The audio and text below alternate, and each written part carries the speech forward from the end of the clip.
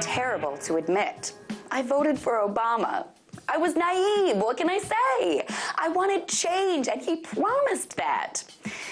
But now I see it really doesn't matter whom I vote for, because they all keep doing the same terrible things anyway. Now it just came out that Obama's administration is considering reaffirming George W. Bush's reading of a treaty on torture, which allows for some wiggle room on whether or not the CIA and American military can torture people in their overseas prisons. Lawyers, security experts, and military officials are all debating the U.S.'s official stance on the United Nations Convention Against Torture Treaty, because next month it's sending a delegation to Geneva to appear before a panel that monitors compliance with the treaty. And what they're debating is this legal loophole that Obama's administration left open from Bush's administration, which leaves room for the U.S. to torture people in prisons abroad and not be sued for it. It's so dumb. It's just a bunch of bureaucracy.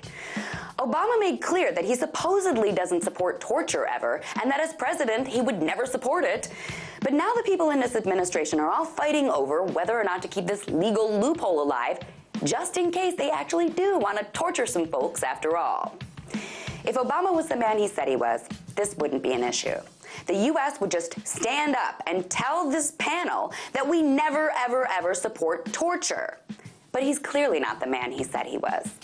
He said he was going to close Gitmo, eliminate loopholes for corporations, give everyone more sick days at work, step down our nuclear weapons program, establish a global education fund, secure chemical plants, stop going to war every 3 seconds, and he's done none of those things. He's done pretty much nothing he said he was going to do, except enact a version of universal health care, and even that has turned into one giant, gross mess.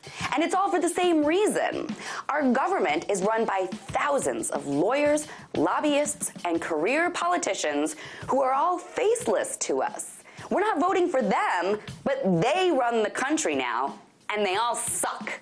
So I just don't know if I'll ever bother voting again. That might change in the future, but for now, I'm no longer naive enough to believe a president alone can be the change I'm looking for. Tonight, let's talk about that by following me on Twitter @TheResident.